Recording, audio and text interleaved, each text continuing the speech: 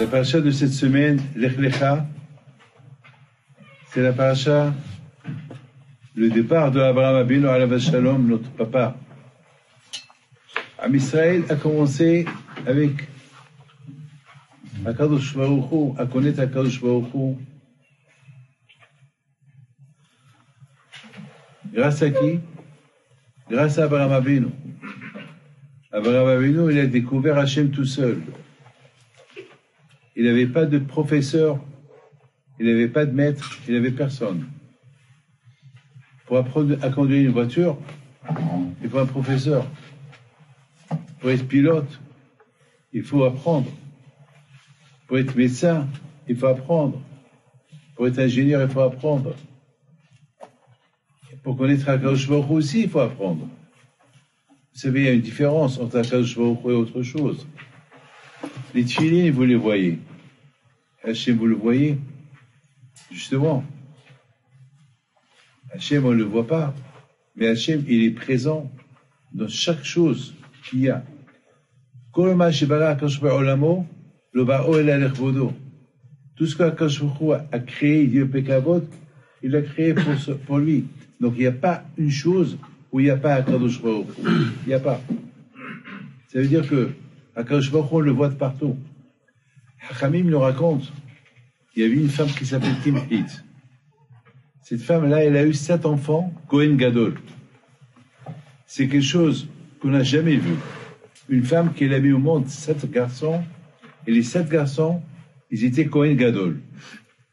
Donc, Hachamim, ils sont venus chez elle, ils ont posé la question, quelle est les routes que tu as eues? Que tu as eu 7 enfants, Kohen Gadol. Comment?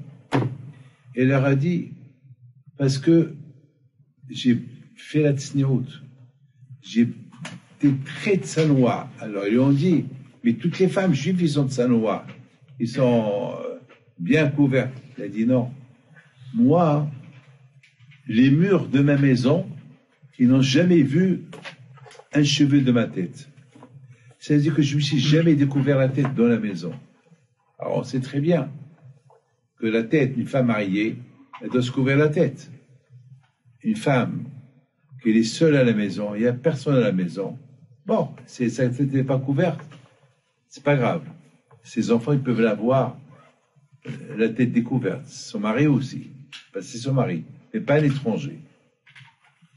Mais elle leur a dit, même les murs de ma maison, ils n'ont pas vu mes cheveux. Ça veut dire quoi? Ça veut dire que même à la maison, sa tête était couverte. Et je n'ai jamais découvert la tête. Alors je me suis posé une question. C'est trop ce qu'elle fait, cette femme. C'est trop. Ne pas se découvrir la tête à la maison. C'est un peu exagération. Elle exagère. Non. Peut-être pour nous, oui, elle exagère. Mais pour elle, non. Pourquoi? Parce qu'à son niveau, elle voyait la présence d'Hachem, même dans le mur.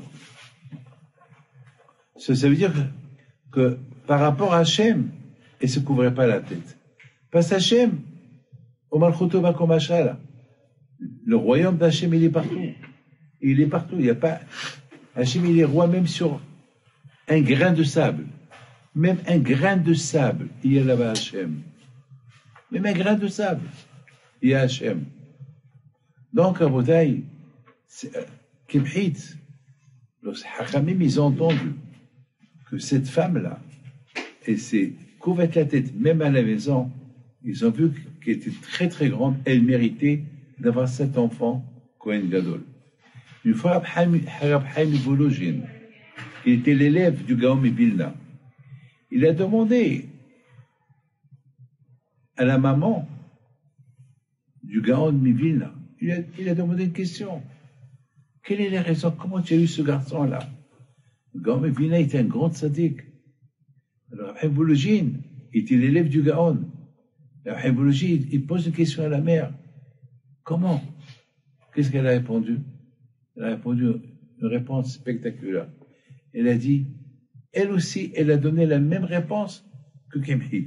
Jamais les murs de ma maison ont vu mes cheveux. En Vous avez bien compris ce que je suis en train de vous dire. que Hachem, il est partout.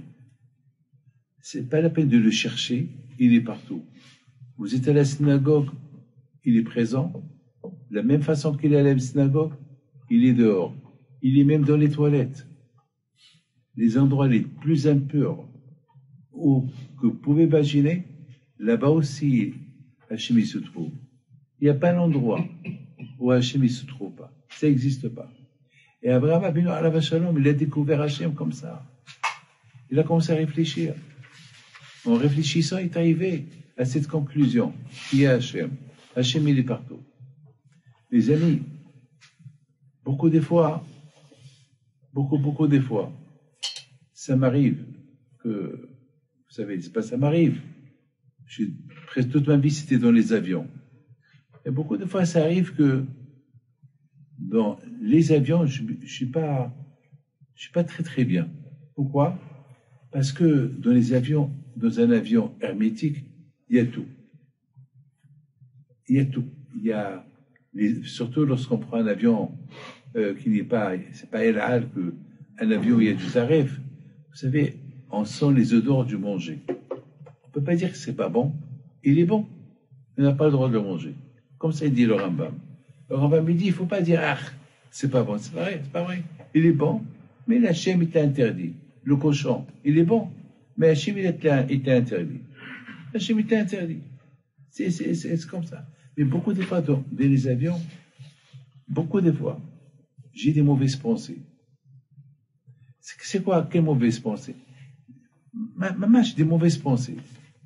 Toutes ces mauvaises pensées, ils viennent, comme qui dit, Hamim, il y a Arizal Akadosh, il dit une phrase. Arizal Akadosh, il dit une femme qui est enceinte, il ne faut pas qu'elle passe devant les boucheries pas cachères. Il ne faut pas qu'elle passe devant les endroits qui ne sont pas cachères. Et surtout, il ne faut pas qu'elle voie des choses pas cachées. Pourquoi? Parce que ça peut infecter l'enfant, le bébé. Et pourtant, c'est un bébé.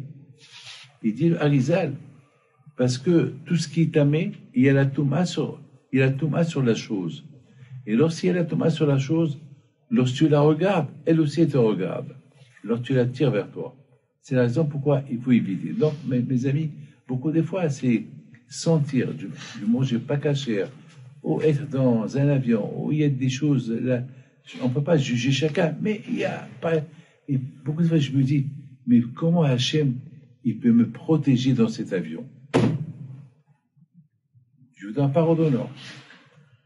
Et c'est ça qui me renforce, et c'est ça qui me fait annuler toutes mes mauvaises pensées. Parce que je me reproche moi-même, David, tu es en train d'avoir des mauvaises idées, tu mets l'avion en danger. Déjà, l'avion il est en danger, avec tout ce qui se passe ici, et toi, tu penses à ça. Donc, c'est mort. Ça veut dire, Hachem, il est partout. Hachem, il est partout. Il y avait une fois, très belle histoire, il y avait une fois un monsieur qui était dans un avion. Il y avait un enfant à côté de lui. Il y avait un enfant de lui. Et dans cet avion-là, à un moment donné, ils ont dit, il faut fermer les ceintures parce que il y a des perturbations, ça va bouger beaucoup. Et bien, mettre l'avion, il bougeait beaucoup. Mais l'enfant était assis, il était en train de dessiner. Il était confortable, il dessine. Et le monsieur, il s'est énervé. Lui qui a peur, l'avion il monte, il descend, il monte, il descend, des trous d'air. Il voit le bébé décontracté. Il lui dit, bébé, tu n'as pas peur? Il dit non. Comment tu n'as pas peur? Il dit, mon père c'est le pilote. Et mon père il sait que je suis là. Et puisqu'il sait que je suis là, il va tout faire pour nous faire sortir de là. C'est l'idée. L'idée, papa il est là. Même qu'on est dans un... Qu'est-ce qu'il dit? Qu'est-ce qu'il dit? David Amelech, il dit, il dit, dans toutes les mauvaises choses où je peux être, j'ai pas peur. Lama, Kiata, il m'a dit, je sais que tu es avec moi. Shiftecha, Mishantecha, Iman Hamoni, je sais que tu vas me guider. J'ai confiance en toi. Eh bien, Rabotai, c'est ça, Abraham Avinu. C'est pour ça, ne ratez pas ces semaines qu'on parle de Abraham, Yitzhak et Yaakov. Toutes nos forces spirituelles, nos forces de Emouna, toutes nos forces, ils dépendent de comment on apprend. On prend exemple comme Abraham. Abraham Abino, il a passé toutes les épreuves qui peuvent exister. Il les a passées. Il les a surmontées. C'est important pour nous de savoir ce qu'il a passé. Comme ça, nous aussi, on les surmonte. Je termine. Je raconte une histoire. C'est quoi la Emouna? Et c'était la paracha de la Hakeda. J'étais à Lyon. La paracha de la Hakeda, et samedi soir, je devais prendre le TGV pour aller à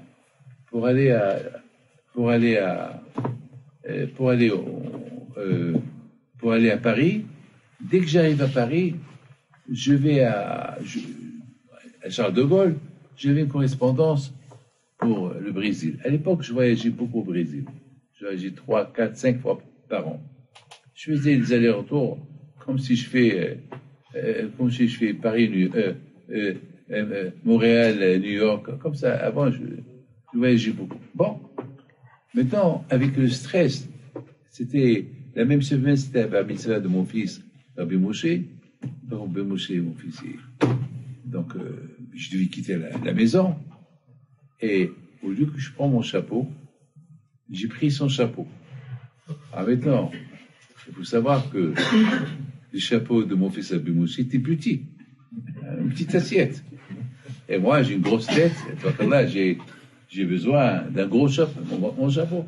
Et moi, j'ai pris le chapeau et je ne sais pas. Maintenant, je suis parti avec Laurent. On était 2, 3 personnes. On arrive à la gare et je mets le chapeau sur ma tête. Et voilà, je me trouve avec le chapeau de mon fils. Rabbi Moshe, il était sur ma tête comme une kippa. Et moi, je devais prendre l'avion et je devais être Misadé Kiddushin au Brésil. Alors il me dit, mais Rabbi David, c'est pas grave, je ne peux pas rater l'avion pour un chapeau. Je dis, mais je suis un raf.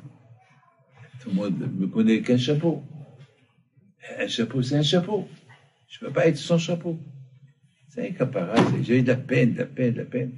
Et voilà, mon élève qui a fait tchouva avec moi, me dit, Rabbi David, tu nous as appris l'aïmouna. Tu nous as appris que tout ce que Hachem il fait, il est fait pour le bien. Alors c'est pour le bien, peut-être il ne faut pas que tu voyages. Je dis, mon fils, oui, mais c'est dur pour moi parce que tu sais, j'ai la yeshiva, j'ai des yeshivot. En allant là, je vais venir avec une belle somme d'argent pour la yeshiva. C'est facile pour toi de dire, mais je te comprends. Et tu as raison. Oui, tu as raison. Alors, qu'est-ce qu'on va faire? Il était 7h moins 5. Le TGV, il part à 7h. 7h moins 5, ça veut dire dans 5 minutes. Il me dit, et si on appelle la maison, il y a encore Carole. Carole, c'est une femme qui a fait tchouva. Elle avait passé Shabbat chez nous. Elle est là-bas jusqu'à demain. Elle a la voiture. Elle apporte le chapeau. Je lui dis, mais le temps qu'elle vient, ça prend au moins 20 minutes. Ben, peut-être le TGV ne va pas partir. Je dis, le TGV, pour moi, il ne va pas partir. Pour un juif, le TGV, à l'heure, il s'en va. Pour Rabbi David, on perd le temps. On appelle. Et j'appelle. Et voilà, ma femme, elle dit, mais ça tombe bien. Tu sais que tu as fait une erreur. Tu as pris les chapeaux de Moshe. J'y vais justement. Est-ce Carole, elle est là? Oui, elle est là. Tu peux m'envoyer mon chapeau. À quelle heure c'est le train? À 7h. Mais il est 7h. Non, il est 7h moins 4. D'accord. Elle m'envoie le chapeau. Et on attend, à côté du train, le quai, il est vide. Tout le monde est monté dans le train. Et le train, il ne démarre pas. 7h05, 7h06, et chaque minute, c'est comme 1 heure. Et ça passe. 7h15. Ve'en kol ve'en oni. Personne ne répond. Moi, j'avais peur de parler. Je ne sais pas quoi dire. Et je regarde Laurent, Elbaz. Il me regarde et lui me dit, il va attendre. S'il a attendu un quart d'heure, il va attendre. Vous allez recevoir votre chapeau. J'avais même peur de lui donner une réflexion que je dis quelque chose de mal et les portes vont se fermer. Donc j'ai dit, Shitika Zahav, c'est mieux de se la fermer, ne pas parler, ferme ta bouche. Parfois, un mot, il peut déplaire à Akadosh Baruch Hu. Un mot peut déplaire à Akadosh Baruch Hu. Alors ferme-la. Et je vois Carole habillée en blanc, sa robe blanche. Elle court avec le chapeau. Elle me donne le chapeau. Je monte dans le TGV et les portes, ils se ferment. Les amis, lorsque je suis arrivé à Paris, à l'époque, il n'y avait pas les portables. Je suis parti dans une boîte téléphonique et j'ai appelé Laurent Elbaz. Rabbi vous êtes arrivé, Baruch Hashem. J'ai dit, Laurent, tu m'as dépassé avec ta émouna. Tu m'as dépassé. Moi, j'ai perdu espoir. C'est toi. Tout le bénéfice, tout le crédit te revient. Qu'est-ce qu'il me répond? Eh ben, c'est Abraham Abinu. On est en train de parler avec toutes les épreuves d'Abraham Abinu. Et toutes ces épreuves qu'il a passées. Et toutes les épreuves dures. Il n'a jamais dit pourquoi. Et à la fin, il a réussi. Ça veut dire, lorsqu'on ne répond pas, beaucoup de fois on croit en répondant, ben voilà, j'ai répondu. Parfois c'est mieux de ne pas répondre. Bien sûr, il faut savoir qu'on répond, qu'on ne pas répondre. Mais beaucoup de fois on répond des bêtises parce qu'on est en colère. Beaucoup de fois, une parole en plus, elle peut détruire toute une fila. Savoir même dans le fila comment parler avec Akadosh Baruch Hu. Beaucoup de fois, allez, Gérald Bol, je m'amène. Vous croyez que c'est bien ça? Akadosh Baruch Hu, c'est pourquoi il t'a fait ça. Et le fait que tu fais des gestes comme ça déplaît. Pourquoi? Parce qu'Akadosh Baruch Hu, lui, il sait ce que toi, tu ne sais pas. Et il se peut qu'il devait t'arriver quelque chose. Et toi, tu es en train de reprocher. Alors que Hachem est en train de te protéger. Donc, quelque part, ça fait du mal au bon Dieu. Vous savez, il y a des choses. Il y avait quelqu'un, par exemple, en 2 mots, il y avait quelqu'un il lui est arrivé un grand malheur. Et bien sûr, le monde entier, ils ont entendu ce malheur. Et ce monsieur-là, il avait un petit rêve. Il arrivait un jugement dans le ciel. Il a rêvé quand les tzadikim, ils étaient en train de le juger. Oui, il va t'arriver ça. Il y a un tzadik qui lui dit non. Et à la fin, il y a Rabbi Haim Pinto qui sort et qui dit non, il faut l'aider, il faut qu'il vive, il faut ça. Vous savez, il y a des choses, des histoires comme ça. Mais c'est que ce monsieur-là, il a un zéchoud de rêver un jugement comme ça. Alors peut-être tout ça, on l'apprend d'Abraham Abinu. Abraham Abinu, quand je lui dis, va à Yerushalayim, va en Israël, il arrive en Israël, il y a la famine, et après il dit, tu sais quoi, va en Égypte. C'est pas, it doesn't make sense. Il n'y a pas de sens. Tu me dis Israël, c'est le meilleur. Tu me dis, mais toi, va en Égypte, il y a tout. It doesn't make sense. Il y a de quoi dire à Hachem, attends, j'ai une belle femme. Il n'a jamais vu sa femme. Il lui a dit, Atayadati, je sais, mais toi, que tu es belle. Hachamim me disent qu'il n'a jamais vu sa beauté. Bon, un homme, il ne voit pas sa femme. Une femme qui se maquille, le mari ne la regarde pas. Mais je ne comprends pas. Hachamim me disent que rien qu'à travers l'eau, elle a vu, lorsqu'ils ont traversé une rivière, il a vu le visage de Sarah à travers l'eau. Waouh, Sarah, tu es belle. Ils vont te prendre. Il aurait pu dire à Hachem, je retourne.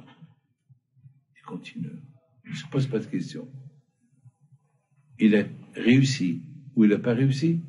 Eh bien, à la fin, vous savez ce qui s'est passé? À la fin, non seulement qu'il a réussi, mais il a reçu des cadeaux. Il a réussi ou il n'a pas réussi. Eh bien, à la fin, vous savez ce qui s'est passé? À la fin, non seulement qu'il a réussi, mais il a reçu des cadeaux. Abraham Abinu, il a fait faillite. Il a tout perdu. À cause du hésed qu'il faisait, là-bas en Égypte, parce que par où il a pris sa femme, eh ben, Baruch Hashem, il n'a rien fait à sa femme, il lui a donné, il a rempli d'or et d'argent. Vous savez ce qu'il a donné en plus? il lui a donné la terre de Eretz Goshen. Cette terre de Eretz Goshen, où nos parents, ils ont vécu pendant 400 ans en Égypte. C'est là-bas. Regardez, d'un mal, il sortit un bien. Toutes les épreuves, si on sait comment les prendre, et on ne fait pas des reproches à Dieu, pourquoi, à la fin, ça se termine bien, et il y a une récompense à côté, à part la grande récompense qui arrive du ciel. Maintenant, j'ai compris la tsni'out de Sarah Imenu. La tsni'out de Sarah. Vous savez où il a caché Sarah Imenu? Lorsqu'il est parti en Égypte? Dans une valise. Vous êtes capable, votre femme, elle est capable qu'on la cache dans une valise. Dans une valise. C'est de la folie. Et elle a accepté. Vous savez pourquoi il l'a mis dans une valise? Pourquoi elle a accepté? Elle dit parce que lorsqu'elle va être enfermée dans la valise, elle va perdre un peu sa beauté. Et lorsqu'ils vont la voir, ils vont la trouver qu'elle est moche. Mais le contraire, Sarah est toujours belle. Et malgré tout, elle est partie avec eux, avec espoir. Il y a Hachem. Hachem, il a dit que je viens, je viens. Voilà Rabotai, Abraham Abinu. Voilà qui était votre grand-père, Yitzhak, Yaakov. Et d'eux, on apprend. Donc je vous donne un conseil. Ne ratez pas ces semaines-là. C'est des semaines qui vont vous renforcer. À vous de prendre mes Amloaïs. Il y a plein de livres qui parlent sur les Midrashim. Lisez autant que possible sur les Avot pour apprendre qui ils étaient. En apprenant qui ils étaient, vous allez comprendre des forces que vous avez. Parce que si eux, ils ont réussi, eh ben, ils nous ont laissé la place pour nous de réussir. Il y a quelqu'un qui m'a dit une fois, ah bon, Rabbi David, toi, tu es le petit-fils d'Abraham Pinto, toi. J'ai dit, attends, monsieur, et toi, tu n'es pas petit-fils d'Abraham Abinu? Toi, tu es mieux que moi. Ah, Abraham Pinto. Mais toi, on est petit-fils d'Abraham, Yitzhak, Yaakov. Que je vous protège, amen.